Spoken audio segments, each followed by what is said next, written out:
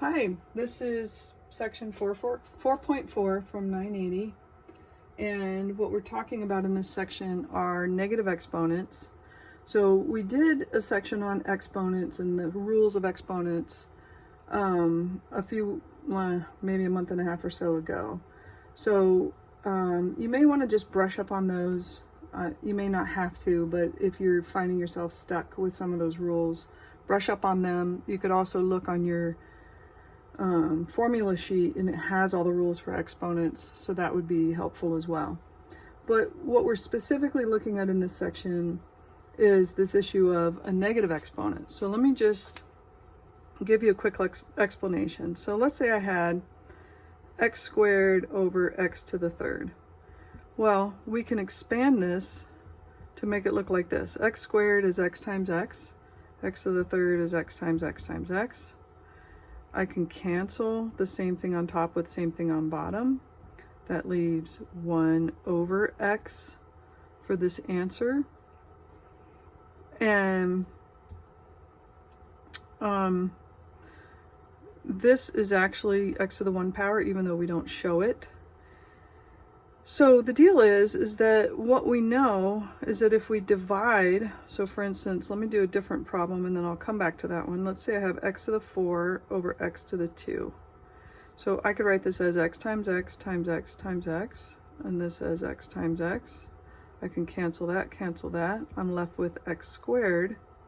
But one of the things that we discovered by looking at this expanded form is I could have taken a shortcut by taking this power minus that power. So if my base is the same, in which case, or in this case they're both x's, I can subtract the powers. So I could have written this as x to the 4th, or to the 4 minus 2, which is x to the 2, which is what I got, right?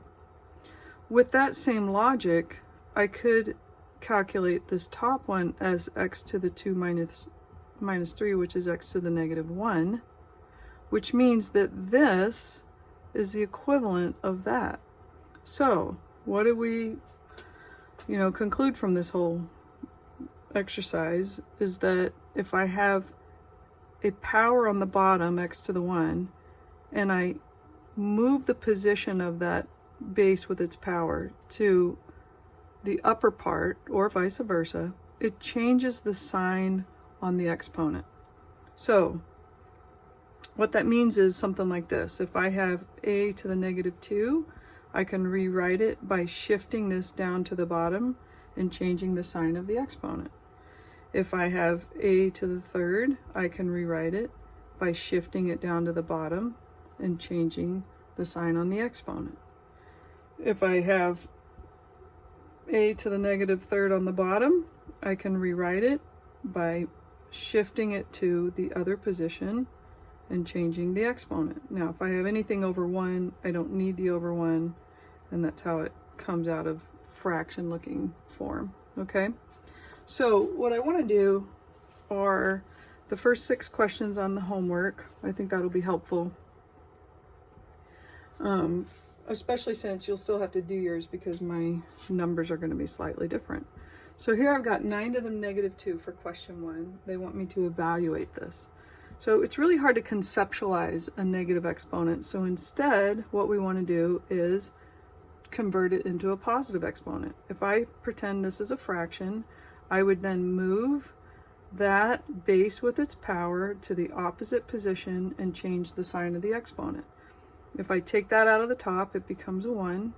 And now 9 squared, I could do on my calculator if I didn't know it. So that's 1 over 81 for my answer. Okay, question 2 is slightly different. They've got 1/2 to the negative 4th.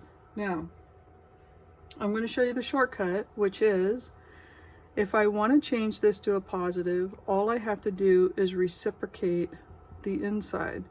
So the 2 moves to the top, the 1 moves to the bottom, and this becomes a positive 4. 2 over 1 is just 2. 2 to the 4th power, you can put in your calculator and get the 16. Now here's why, for those of you who are like, I don't want to do the shortcut. Why is that true? Well, going back to our rules of exponents, initially we would have distributed this -4 to both pieces within that division, okay? If I want this exponent to change its sign, I need to move the base and the exponent down below. If I want this one to change its sign, I move the base and exponent up above. 2 to the 4th power is 16. 1 to the 4th power is 1. 16 over 1 is 16. So this is a nice shortcut. If you have a negative exponent, you just reciprocate the inside and change the exponent to a positive. But you're welcome to do it the long way if that's more comfortable for you. Okay, let's look at question number 3. Number 3, they've got -2 to the -1 plus 5 to the -2. So I want you to think of each term as its own problem. So if this is a 2 to the -1, if I treat it like a fraction, I would take the base and its power, move it to the opposite position, leaving nothing up there, so that's really leaving a 1 up there, and I'm not touching the negative out in front. So this would become a 2 to the +1. If I treat this as one problem, I would move that 5 down and change its sign on the power, and there I have it. And now I just have a fraction problem. So this is a -1 over 2 plus 1 over 25. You can put that into your calculator or do the fraction addition on your own, and you should get -23 over 50.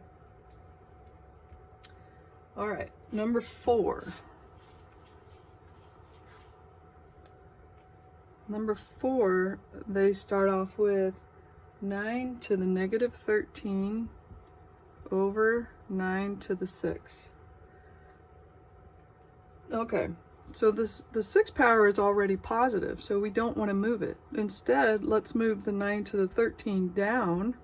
We'll change the sign of the exponent 13. So we're left with 1 up on top. I've got the 9 to the 6th, and now I've also put a 9 to the 13. These are connected with multiplication. If you recall, when your bases are the same and you're multiplying, you would add the exponents. So my answer is 1 over 9 to the 19th power. And they're okay with you typing it in that way. They say to leave it in exponential notation.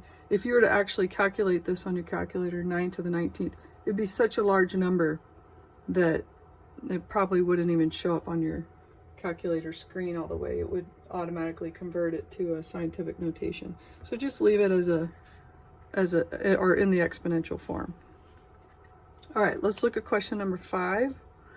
We've got 2 over q to the -5th, and all they're asking us to do is use the exponent rules to simplify it. Okay, so what that implies is we don't want to have any negative exponents. So I can take this base with its power, move it up, and it will change the sign of the power.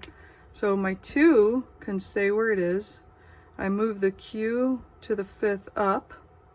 What's really left down below now is a 1, but we don't need to write it over 1.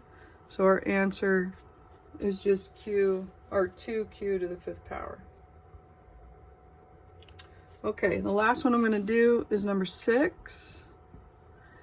And they give me x to the 4th, y to the -2.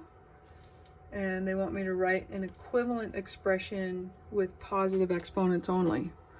So the x to the 4th already has a positive exponent. I don't need to do anything with that. I want to move this y to the -2 down so that it changes the sign of the exponent. So I'm left with x to the 4 on top. The y moves down, and I change the sign on that exponent to have y squared, and that's my answer. The rest of the questions, I think you can probably get through on your own, or use the help on my math lab.